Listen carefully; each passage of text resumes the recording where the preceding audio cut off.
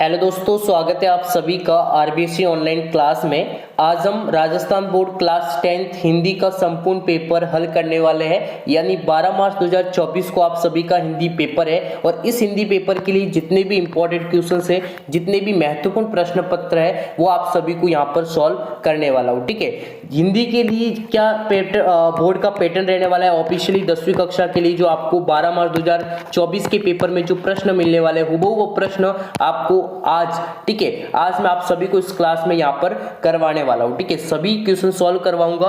अच्छे से आपको यहाँ पर क्वेश्चंस को समझना है, कैसे आपको यहाँ पर आंसर को राइट करना है, किस प्रकार से आपको अपने यहाँ पर टिप्स और ट्रिक्स को फॉलो करना है, जिससे आपकी हिंदी में बहुत ही अच्छे यहाँ पर मार्क्स बन सके। क्योंकि कुछ टिप्स और ट्रिक्स होती है, क्योंकि हार्ड स्टडी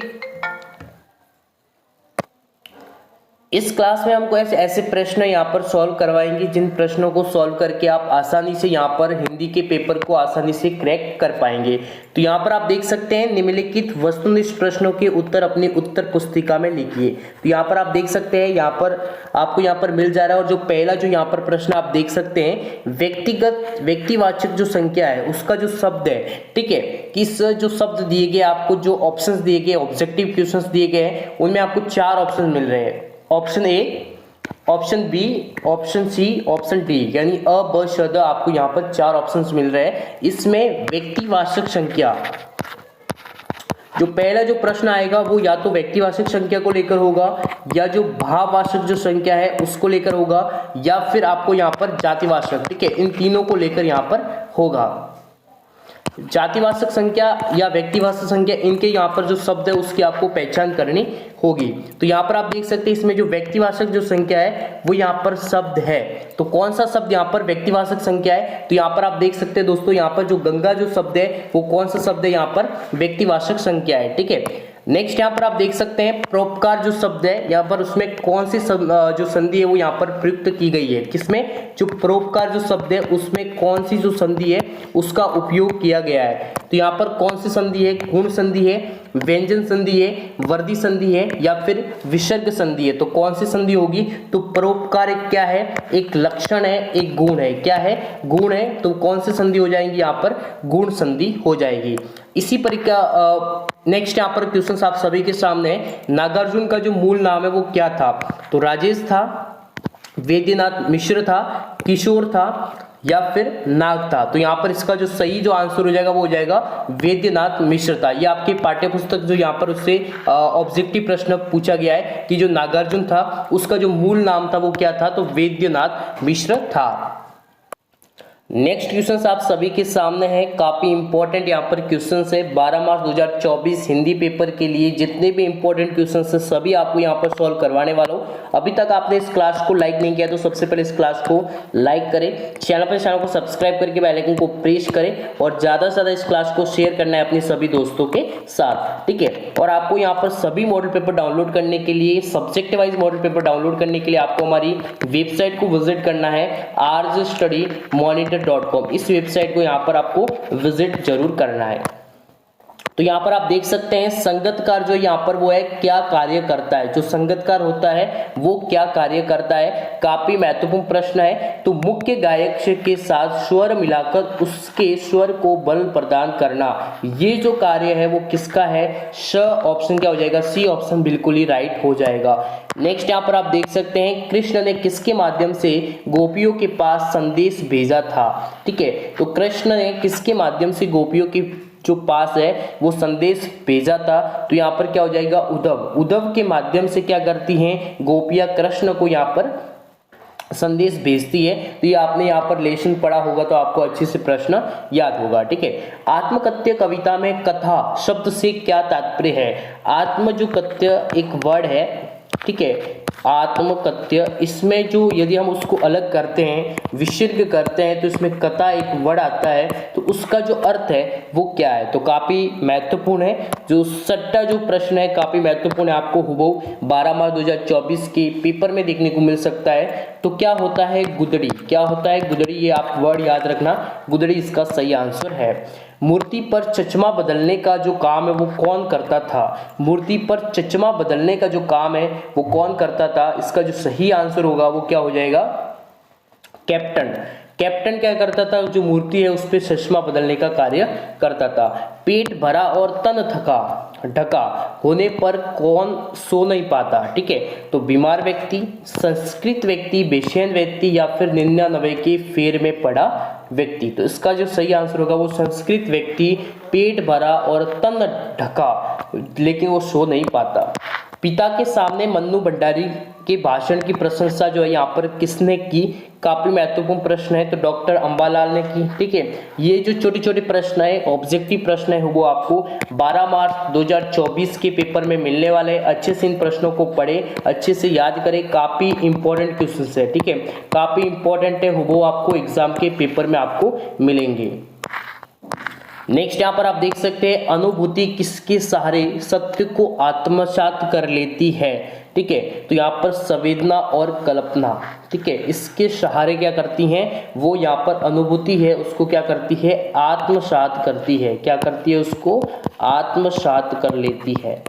नेक्स्ट यहाँ पर आप देख सकते हैं, जितेन ने खेदुम को किनका निवास बताया है, काफी महत्वपूर्ण है, तो देवी देवताओं का। किसका बताया है, तो देवी देवताओं का बताया है, ये इसका जो सही आंसर हो जाएगा।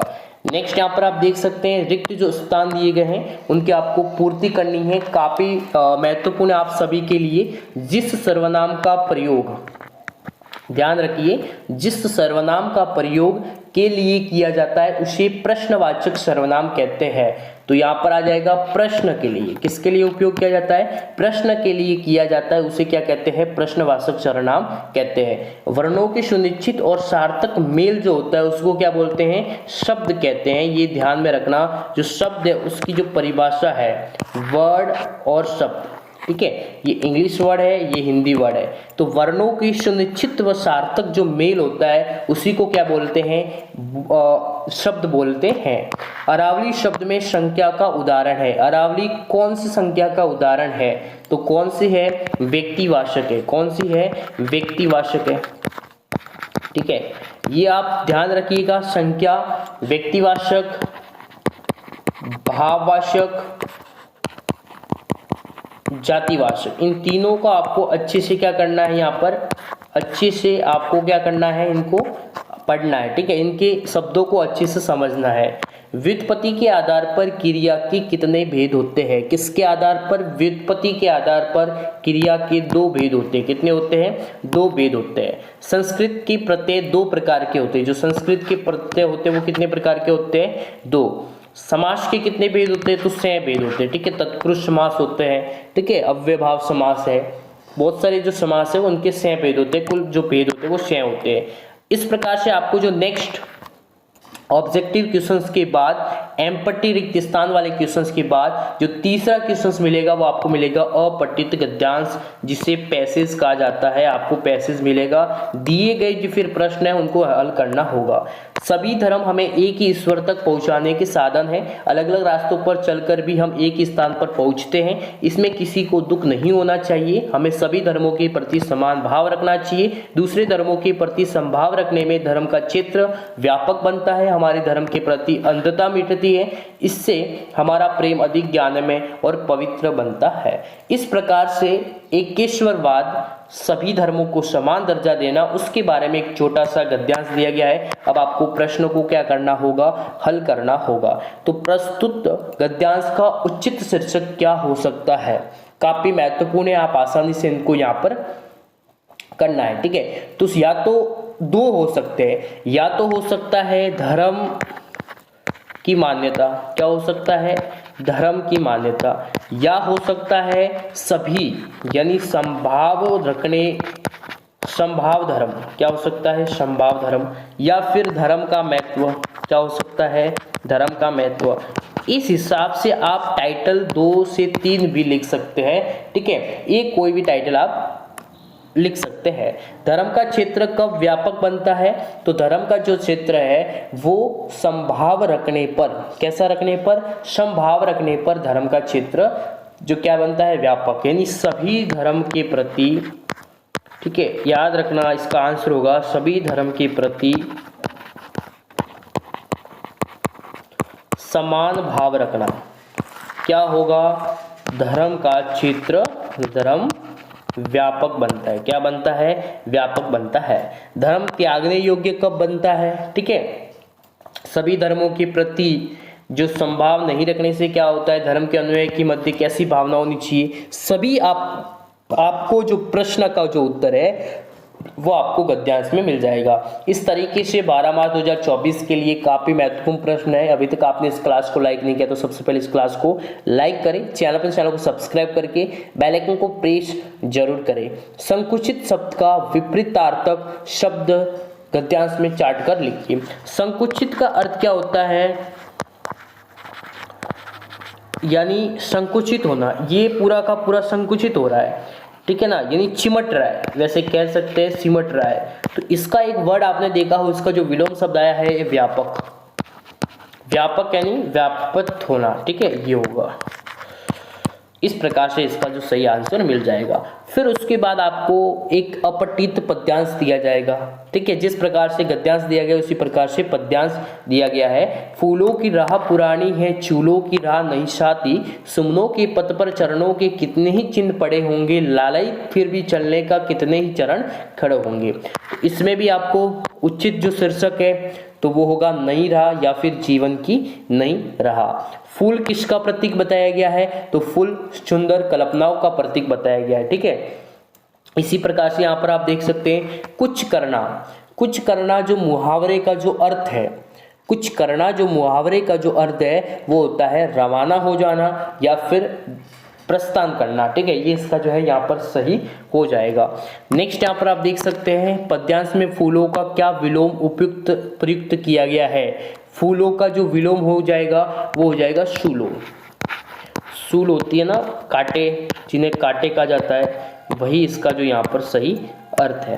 नेक्स्ट यहाँ पर आप देख सकते हैं आपको कुछ प्रश्न पाठ्य पुस्तक के प्रश्न भी पूछे जाएंगे। जो महत्वपूर्ण प्रश्न है वो मैंने आपको बता रहा हूँ। लेखक ने सेकेंड क्लास का रेल टिकट लेने का क्या कारण बताया है? लखनवी अंदाज अध्याय के आधार पर लिखना है। तो ये आपको यहाँ पर अच्छे से राइट करना है, किस प्रकार से भीड़ से बचने के लिए, ठीक है ना, भीड़ से बचाव के लिए एकांत में एक नई कहानी की जो उसने खोज की, खिड़की से जो प्राकृतिक दृश्य को उसने देखा और कुछ ही सेकेंड जो क्लास का टिकट लिया था, इसके बारे में आपको पूरा वर्णन करना है। उसी प्रकार से ये इम्पोर्टेंट नहीं है, ये इम्पोर्टेंट है। संगीतकार जैसे व्यक्ति संगीत के अलावा और किन किन क्षेत्रों में दिखाई देते हैं? अति महत्वपूर्ण प्रश्न है। 12 मार्च 2024 के प्रश्न में या तो अथवा में आपको प्रश्न दिखाई देगा या फिर आपको अति लघुतरात्मक में ये प्रश्न आपको दिखाई देगा। उद्धव द्वारा दिए गए योग संदेश ने गोपियों की जो विरहांगिनी में घी का जो काम किया है वो कैसे किया उसको आपको समझाना है। शाना शाना हाथ जोड़ी यात्रा व्रत के आधार पर स्पष्ट करना है कि कटाव हिंदुस्तान का जो स्विट्जरलैंड है इसको स्पष्ट आपको करना है। तो काफी महत्वपूर्ण प्रश्न है, काफी सिंपल प्रश्न है, आपको अच्छे से यहाँ पर ध्यान रखिए। जब हिंदी के पेपर को हल करते समय जो महत्वपूर्ण जो बातें हैं, ये सभी प्रश्न है, ये सभी गद्यांश से काफी महत्वपूर्ण है। आपको मैं बता दूं हिंदी, ठीक है, एक यहाँ पर आपको मैं बता देता हूँ। हिंदी का जब पेपर आप करें, सबसे पहले जो लिखावट है, आपकी जो राइटिंग है जिसे आप लिखावट बोल सकते हैं, वो आपको कैसे लिखनी है? सुंदर। जितना अच्छे से आप लिख सके, सुंदर लिखे और स्पष्ट रखें। ऐसा वर्ड नहीं होनी चाहिए जो आपका जो कॉपी चेक करेगा उसको समझ में नहीं आए। यानी स्पष्ट लिखना है, सुंदर लिखना है और एक एक शब्द को आप खुल ओपनली आपको यहाँ पर लिखना है। जो फालतू जो शब्द है उनका उपयोग नहीं करें। सटीक जो आंसर है वो लिखने की कोशिश करें। कम शब्द लिखे लेकिन सटीक लिखे, सही लिखे, सुंदर लिखावट लिखे, तभी आपके 80 में से यहाँ पर 70 प्लस मिलेंगे। तो ये आपको ध्यान रखनी है कुछ हिंदी पेपर को सॉल्व करने के लिए। बाकी और भी हमारी क्लासें लगेगी हिंदी के इंपॉर्टेंट क्वेश्चंस की। आप हमारे चैनल को सब्सक्राइब करें, बेल आइकन को प्रेस करें। थैंक्स।